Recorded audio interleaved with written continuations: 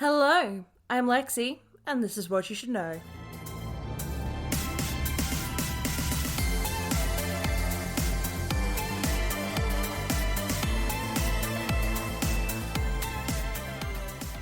Oh my goodness gracious me. Just when I thought I was good to go, the original file I originally recorded became corrupt. So this is just a little bit later than I would have liked. Sorry. But if you forgive me and want to cheer me up, go tickle that 5-star review button. I promise it squeals with laughter. So call me Butter, because I am on a roll. Because we have another 1800s true crime case today. What can I say? There's just something so chilling about the old-timey murders. And just for a change of pace, we are looking at a female serial killer.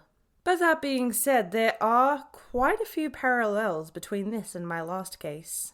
This is what you should know about Martha Needle. In 1894, a newspaper called The Advertiser wrote, "The case of Martha Needle can only be compared, at least in the criminal records of Australia, to that of Frederick Deeming. Both seem to have been utterly callous murderers, heartless and insensible to any remorse." But before I get too far ahead of myself, let's rewind. Joseph and Mary Charles, Martha's parents, married in December of 1853.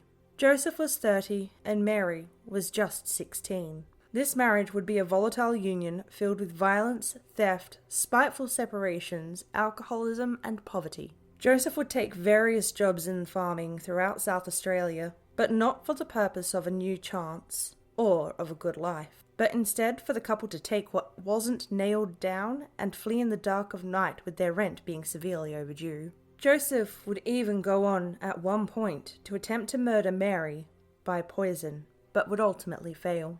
Mary and Joseph would go on to have many children, but the first two that were born would die shortly after. They then went on to have 4 daughters, Martha being the youngest, born in 1863. But while Joseph was her father, she arrived shortly after they had separated. Sadly for her, this means she would live through her sad childhood completely unwanted and unloved. Joseph had left shortly before the birth of Martha, leaving his alcoholic wife and young children destitute. But he would then die when Martha was just 3 years old. Mary would not stay single for too long, however. She married Daniel Foran, and they would go on to have 2 more children. However, this was not a happy arrangement for Martha, and would only bring more misery into her already miserable life. A childhood friend of Martha, Louisa Martin, would go on to testify how troubled her upbringing was. It was brought up that Martha's family was poor, and that due to this, at a very young age, she would work as a domestic servant.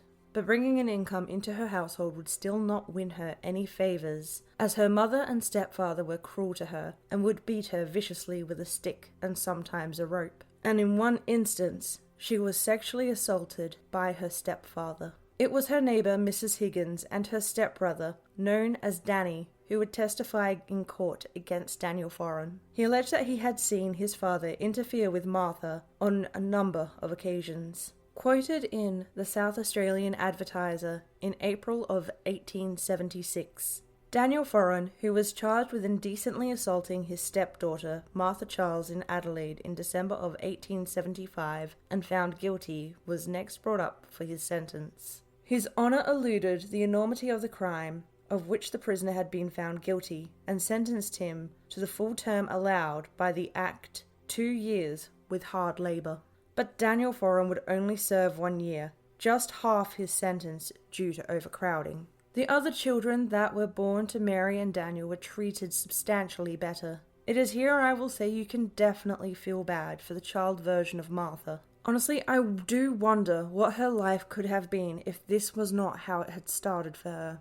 At the age of 13, Martha left home to be a live-in housekeeper in Port Adelaide, where she was described as charming and pleasant. At the age of 16, she met her husband, Henry Needle, who was 5 years older than her. He was a carpenter by trade and was described as having a solid and fit build, and was well liked by those who knew him. And to be honest, we do love a solidly built man here. It is written that Martha had adored Henry and was eager to marry him, and they did so when she was just 18. It is alleged that during the preparations for their wedding, her local priest refused to perform the ceremony as Martha was 6 months pregnant and it was impossible to hide. It was just 1 month after her birthday that Martha and Henry wed in the Anglican church in North Adelaide on Palmer Place, which still stands today. It was later that very year that the couple had their first child, Mabel, who was born in Sydney while they were honeymooning. The Needles spent roughly 10 months in Sydney until work ran out for Henry, and then they returned to Adelaide. This wouldn't last long, as Henry had to move to Melbourne to support his new growing family. As the way it still is, a lot of people leave Adelaide for Melbourne in the pursuit of work. And in late 1884, while Henry started work and set up in Melbourne, Martha gave birth to their second child, Elsie. It was after the birth of Elsie that Martha moved to Melbourne, Victoria. Unfortunately, the married couple would not be able to live together straight away, with Henry staying at Mrs. Hannah Tutt's restaurant and boarding house, and Martha staying at the Nicholson boarding house. While staying at this boarding house, Martha befriended two brothers, Otto and Lewis Junkin, and much like Martha, they too had moved from Adelaide. But it was not too long until the couple had found themselves a home in the suburb of Richmond. Neighbours of the Needles claimed that they were apparently happy in each other's company and saw them as a well-matched couple. Martha was social and made friends through church, dances, and would relish in spending time with her new friends. However, making new friends wasn't as easy for Henry as it was for Martha, and he seemed to resent her for it. The young couple began to struggle with income as work started to dry out, and Martha started to take in boarders to bring in some extra income to support them. But Henry became jealous of these boarders, and in fits of jealousy and rage, he would hit Martha. Eventually, Henry went to Sydney for work, and Martha stayed behind to raise their children and keep the house for boarding purposes. But difficult times became worse in 1885 when their eldest daughter, Mabel, fell ill. Suffering from fever, vomiting, and spasms of the stomach, Mabel passed away on the 28th of December, 1885. Martha, who appeared dejected at the death of her eldest, stated that she simply seemed to fade away. But there was no suspicion surrounding her death, and the doctor, Frederick Elsner, certified that the 3-year-old had died from cerebral tumor and respiratory cardiac bronchitis. Friends and neighbours rallied around Martha, who fell into a deep state of mourning. As her adult life appeared to be wonderful in contrast to her childhood, there is a belief that this was just a tragic case of illness and childhood mortality. But morbidly, there is also the belief that due to her childhood, Martha didn't have it in her to be a loving parent, and only knew how she should act outwardly. Feeling overwhelmed by the responsibility of being a parent and no longer wanting to have to face that any further, she decided it would be easier if Mabel just didn't exist. Henry worked hard to scrape together enough money to return home, and Martha fell pregnant again soon after. 9 months later, they welcomed May into the world. But this was not a gleeful event, as the young family was struggling to make ends meet, and the relationship between Martha and Henry seemed strained to those who saw them together. It was later reported that Martha began to go out at night unaccompanied, which was not how a married lady should act at the time. And during this time, she had become renowned locally for having a flighty disposition, fond of company, and with a weakness and admiration for the sterner sex. Or in other words, she was a flirt and enjoyed the attention of other men. Henry became increasingly jealous and sullen and would continue to have violent outbursts where he would go on to beat Martha. One instance of this having been recorded when Henry came home from work while Martha was talking to one of the boarders who had just lost their job and could not pay rent. Angry, Henry called Martha into their room and started to yell at her, and then proceeded to hit her with a plank of wood. Terrified, Martha fled their home and ran to visit her friend Eliza, where she would be safe from his violence. This toxic cycle would continue until 1889, when Henry would suddenly fall ill. Dr. George Hodgson recorded that Henry, who was solidly built, had been suffering from acute vomiting and that his behaviour was quite strange. On one visit, Dr. Hodgson observed that Henry had refused to eat some chicken broth and jelly that Martha had served him. Henry would die on October 4th, 1889, with Martha, ever the dutiful wife, by his side, and was buried in the Kew Cemetery just 3 days later. The official cause of death was recorded as subacute hepatitis, persistent vomiting, enteric fever, and exhaustion due to stubbornness in not taking nourishment.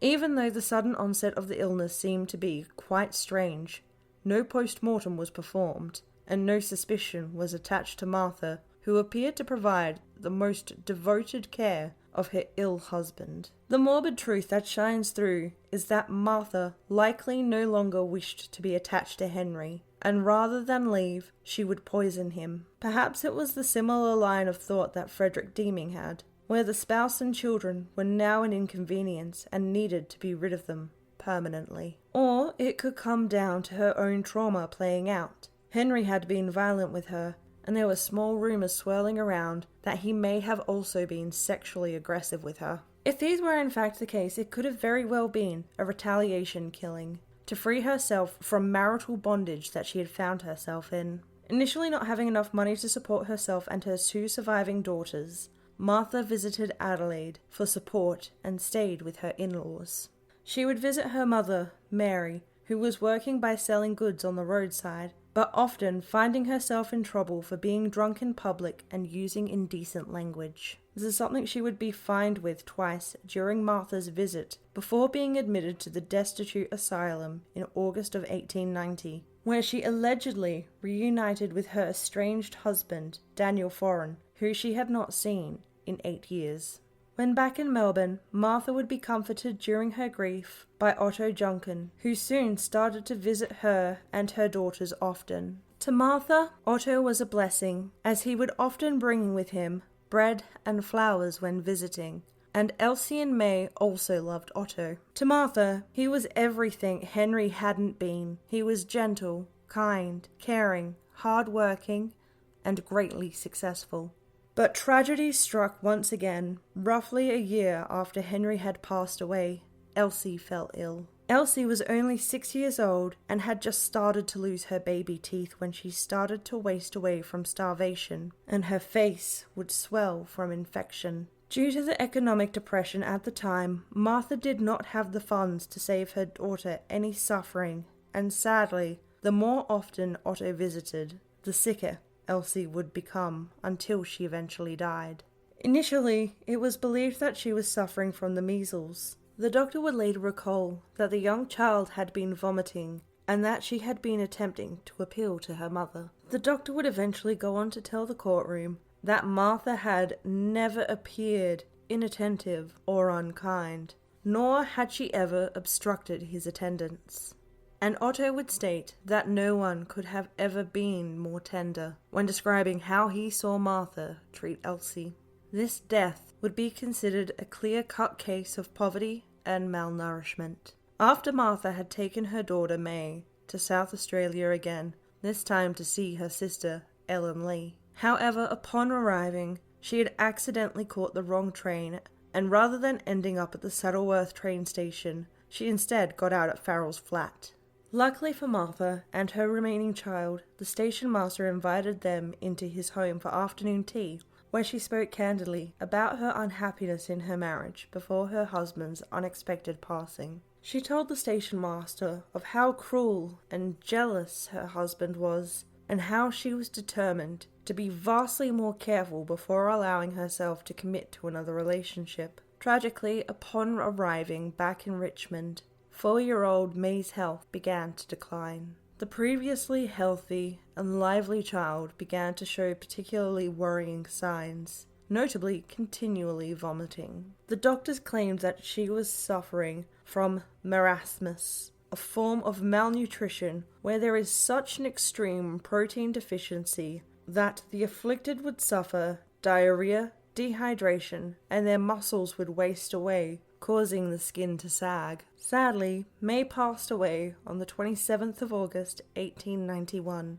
and her death certificate listed meningitis as the cause. Dr. Hodgson claimed it was a puzzling case for him, as he could not come to a diagnosis that he found satisfactory. While strange, still no one questioned Martha's care of her daughter, and was in fact praised by Dr. Hodgson, who was quoted as saying, "Mrs. Needle's conduct towards May could not have been more kind than it was. She seemed to have all the motherly love and affection for her. I saw her after the child was dead. She was greatly distressed over it."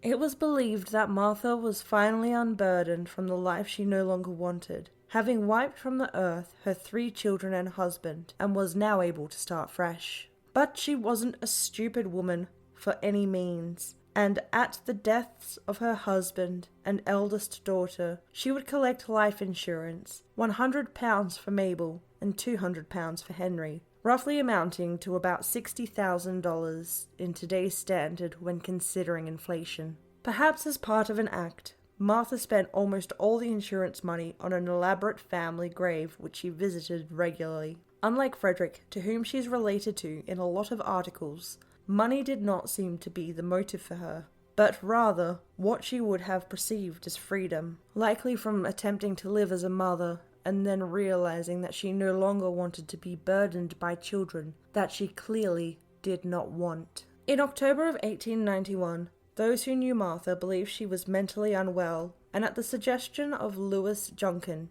she returned to Adelaide to visit while she grieved and recuperated. But this would not be a restful time for Martha, as while she was staying with a friend in Port Adelaide, her mother, Mary, took her and her brother John to court for not supporting her financially. Now, I thought this was absolutely insane, but it turns out back during this time, it was obligatory upon children able to do so to contribute to the old age pension of a parent, and that the entry into the destitute asylum also depended on assessment of alternative family support. Thankfully, due to lack of means for Martha and John, this case was dismissed. I say thankfully because while I don't like Martha, Mary is also human trash. With that in mind, I'm honestly surprised Martha didn't kill her mother for that. After years of abuse and neglect, it would have made sense if she did attempt it. I'm not saying she should have, I'm just saying I would have understood the logic. But it was after this that she did decide to return to Melbourne, where she then moved in with Lewis and his brother Otto in Richmond. While living there, she would work as a live-in housekeeper. In 1892, the Junkin brothers went on a short vacation to Healesville for Easter, and Martha was left alone. Martha had obviously not been mentally well for quite some time, and I would debate whether she had ever been, given her history. But while she was left alone, she allegedly began to spiral with thoughts of suicide. The brothers had returned home to find her in this spiral, where she had intended to act on these thoughts and had left a letter for them to find. And it goes as following. "My dear friend, you will be shocked, I know, when you get this note, but you must not think that I have been ungrateful for your kindness. I know you have tried to make me forget my troubles, but I cannot forget, for instead forgetting I feel my loss more every day. If only one of my dear little ones had been spared, I would not feel life so hard. But as it is, I have nothing. I have known nothing but trouble. I have tried hard to fight against fate, but now I give it up. Dear Otto, you must not think I am doing this without thought, for I have been thinking of it for a long time. Dear Otto, it is sweet to know that you have been my friend, for I had so few friends. And I hope, dear, that you will forgive me and not think too unkindly of me, for I am so tired of a life of suffering and sorrow which has ever been my fate. I am going away, but should my body be found, I would like it to be buried with my dear children. Dear Otto, there is more than enough money in my bank to pay what I owe you. Also Mr. King, and will you also kindly send £7 to Mrs. Galati in Birkenhead that I owe her. To you I give photos of Elsie and May that are framed in my room, and will you please take care of Maisie's bird while it lives? As you know, I would like to have my sisters to have what I leave in the house. Not that it matters much what becomes of them, only I would not like the Needles to have anything. They have never tried to make my life any happier for me, but I am glad to think it will soon be ended, and I will be free from so much sorrow and pain. You can never know the sad heart that I have ever since all my dear little ones have been so cruelly taken from me forever. With kind regard to all my boys, and to you, dear Otto, my fond last goodbye from your unhappy friend, Martha Needle. She obviously did not kill herself, but I would like to take a moment out here to point out the inconsistencies in her letter, as it is an obvious manipulation tactic. I really hate when people try to use suicide as a manipulative tool. Like, honestly, yuck. She says she has had no friends. However, it is shown in her life once in Melbourne. She had made friends through social circles in church and at dances, and even had a friend that she could flee to after Henry attacked her. She also goes on to say that the Needles never tried to help her happiness. And while there isn't a lot out there for how they would treat her, it is recorded that she did stay with them at various points when visiting Adelaide, and that they did welcome her into the family when she married Henry. So, suffice to say, Martha is full of shit. But poor Otto and his brother Louis were unaware of that, and instead did what they could to help her. Otto had spoken to Dr. McCall about Martha and her condition, and rather than modern choices that we have today like antidepressants or mental health triage, he prescribed marriage. I will let you soak that in. For what was presenting as extreme depression and suicidal ideation, she was prescribed by a medical doctor marriage. Being the simple people they were in the late 1800s, Louis deemed Martha a good and virtuous woman and agreed that Otto should marry her. And just 2 days after returning from Heasville, he proposed and they were engaged. However, Martha did not fully recover, and a housekeeper had to be hired to take care of their home and the boarder's house.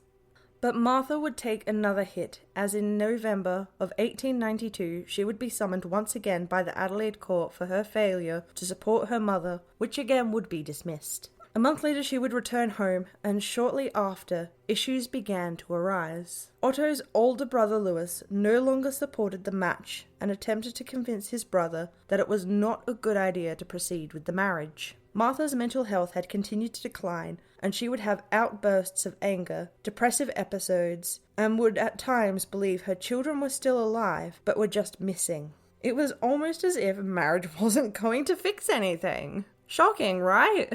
Unsolicited advice for the day. If you are struggling, a relationship won't fix you.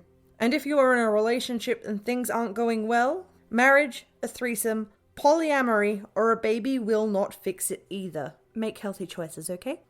But back to what was being said about Martha's declining mental health. It was not sitting well with Louis at all, and by November of 1893 he wrote a letter to his mother outlining his major concerns. Now, to explain a part I was briefly confused about, Louis and Otto's father had passed away in 1890, and as the eldest son, Louis was responsible for Otto.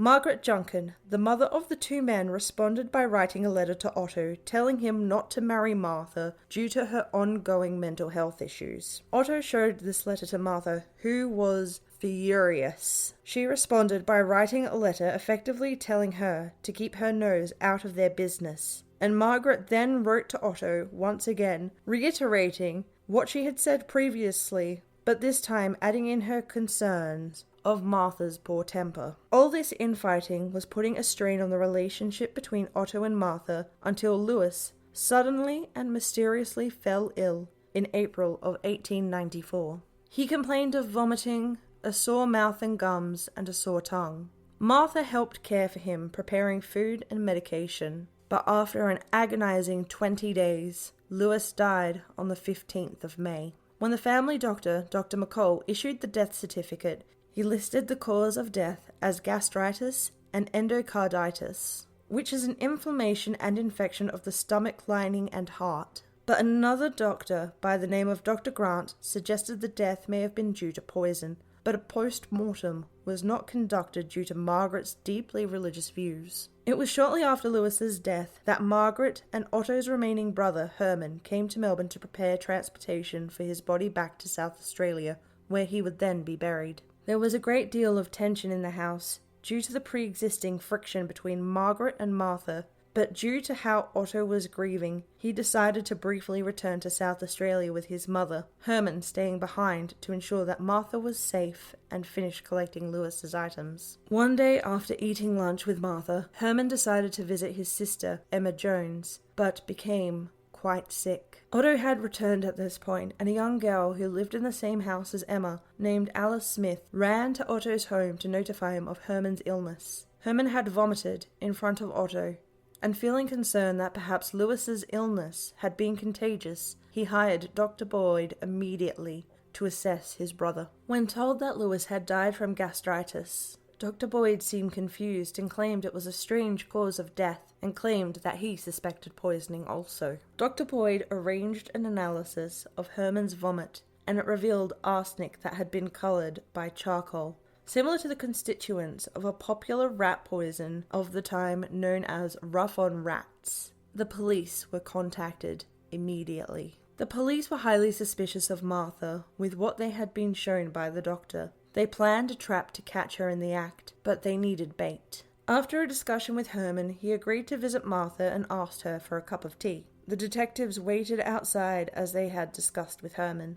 At one point, while making tea, she politely asked Herman to go next door and ask for milk, as she had claimed she had run out. Herman returned with milk, and she finished making the tea before handing it to him. Bravely, he took a sip and noticed a bitter taste. Martha inquired why he wasn't drinking the tea, and he told her that it tasted bitter. She responded with a very innocent, "Why? It's just tea." He made an excuse and left the house to signal the police to enter. They came in and confiscated the cup of tea Martha had served, as well as her own cup. She seemed very confused and somewhat panicked. It was found that Herman's cup of tea contained 10 grains of arsenic, and a box of rough-on rats was found in the cupboard. Acting quickly, the police had Lewis's body exhumed, and a post-mortem had been completed, where it was found in his system roughly 3.4 grains of arsenic. It was proven that it only took 2 grains of arsenic to kill. So with that information in mind, they went on to exhume the bodies of Henry, Mabel, Elsie, and May Needle. All bodies contained traces of arsenic. Martha is now known to be a Black Widow. It is likely that the death of Lewis was to prevent Otto from leaving her, and that she felt the need to continue protecting her dream life by killing Herman. Upon Martha's arrest, Otto paid for one of the most prominent lawyers in Victoria, 48-year-old David Cornson. David was already well known for having represented the already extremely well-known bushranger Ned Kelly in his pre-trials 14 years earlier. I do wonder about his success rate, as with this case and the one that he had for Ned Kelly, he was not successful. Spoiler alert, they were both found guilty and promptly hanged. Press reports filled each and every newspaper available, and 3 women in South Australia, one of which was her biological mother Mary, came forward with haunting stories of how cold, angry and calculating Martha really was. Her mother, who was illiterate and required to be told the news, spoke out about one of the times that Martha had threatened to poison her. In response, when applying for bail on Martha's behalf, David brought up the concern that Martha would not receive a fair trial due to the reports of her alleged actions. Any attempt to give Martha freedom was subsequently shot down, and the stories continued to be printed, painting an honest but grim picture of a woman who did not seem to be worried about the trial. When Martha appeared in the Melbourne City Court on the 12th of July 1894, she was dressed in half mourning.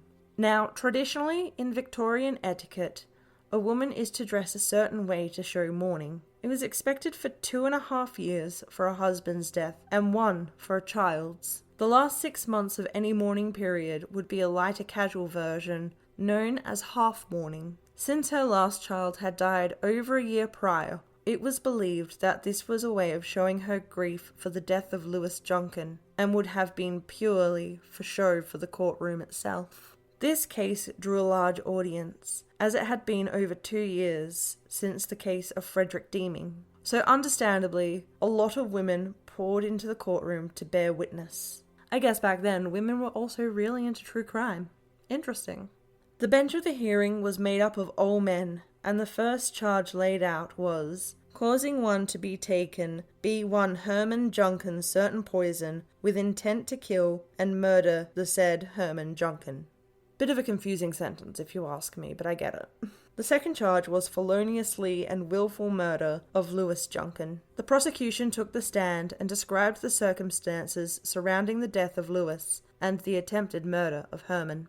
But it was more for show because at this point, everyone knew what had happened due to the reporting in the newspaper. Otto took the stand and explained how he had met Martha at the Richmond boarding house, but some journalists took it upon themselves to spin a story about how they would have known each other in Adelaide and had started an affair, which then provided motive for Martha killing Henry Needle.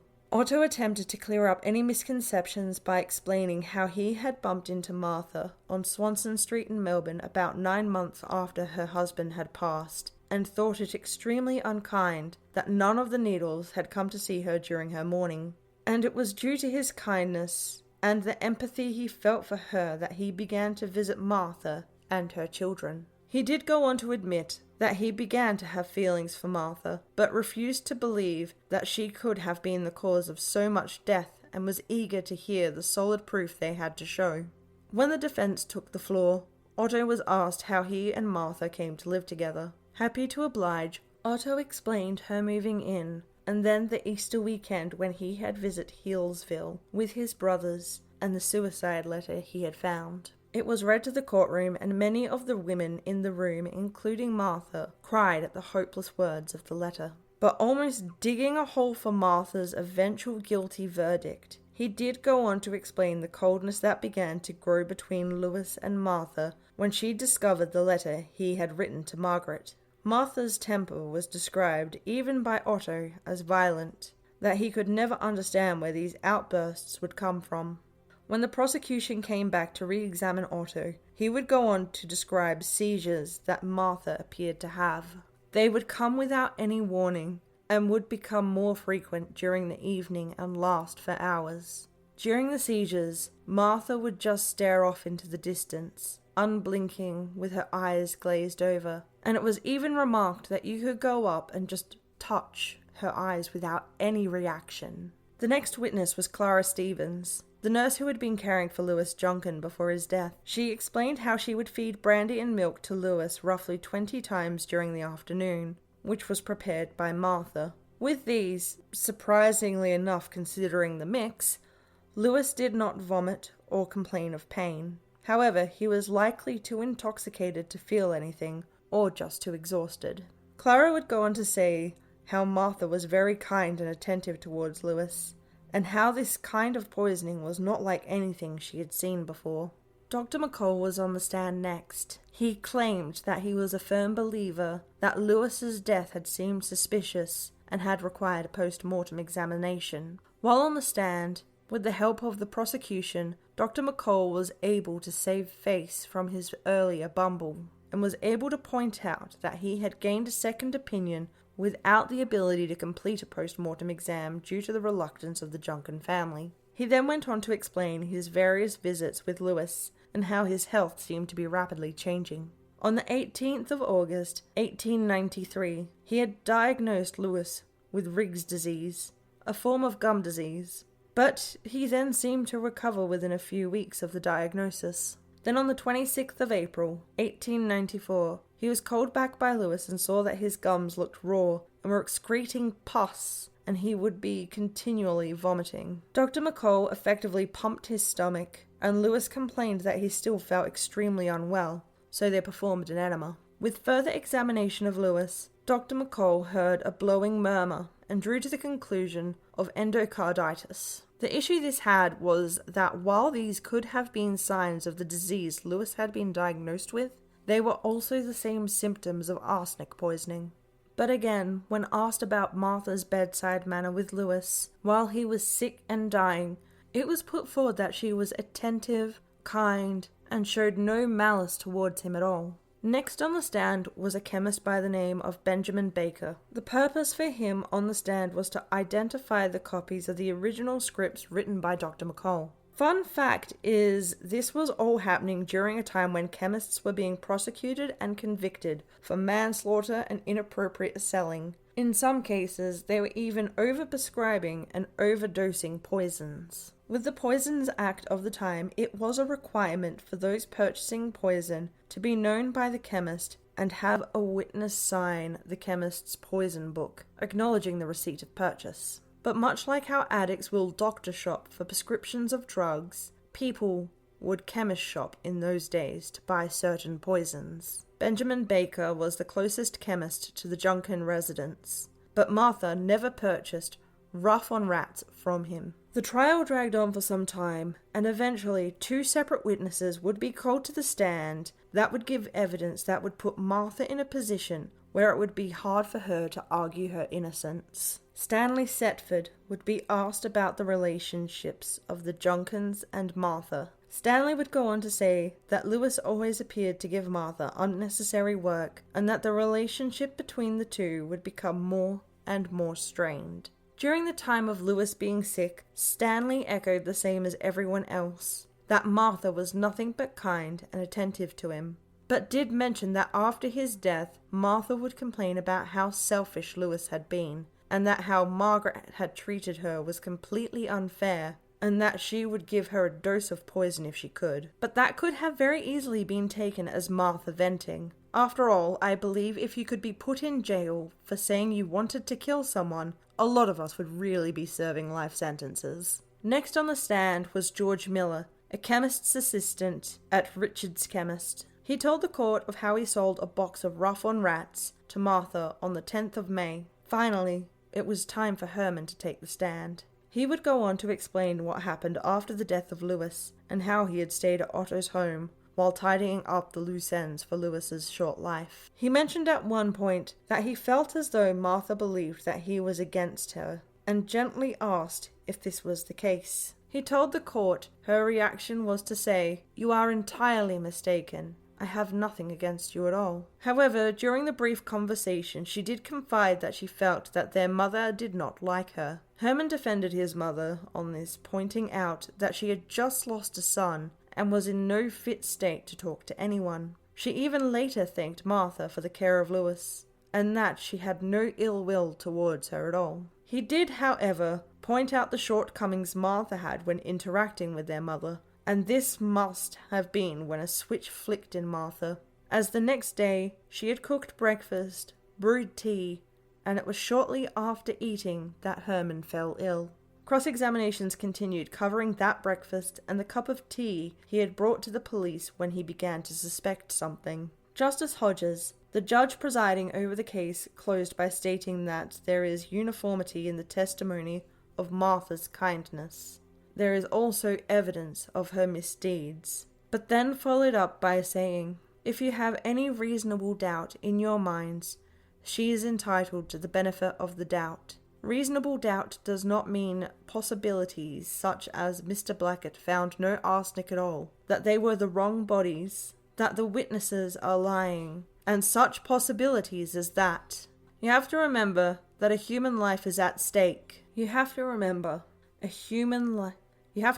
a human life is at stake, and you have to feel reasonably certain in your convictions. And they must have felt certain, as 45 minutes the jury came back with a verdict of guilty. Martha gasped at the verdict, but really didn't show any other emotions. When asked if she had anything to say as to why the death sentence should not be passed on her, she only quietly murmured that she was not guilty.